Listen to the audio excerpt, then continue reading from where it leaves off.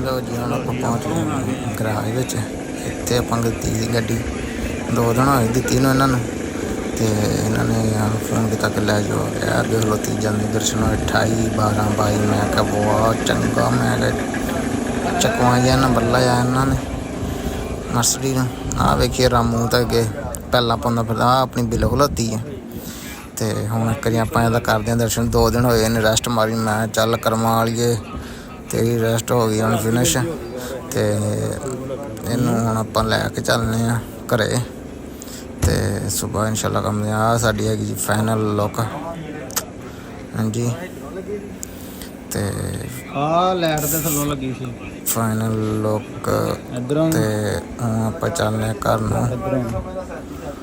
नूं जाने तो घर जाके फिर रेस्ट मारने स्लीप मारने तो सुबह टमोरो इंशाल्लाह जावांगे काम ते जिन्होंने साडी वीडियो चंगी लगी हो लाइक करो सबसक्राइब करो।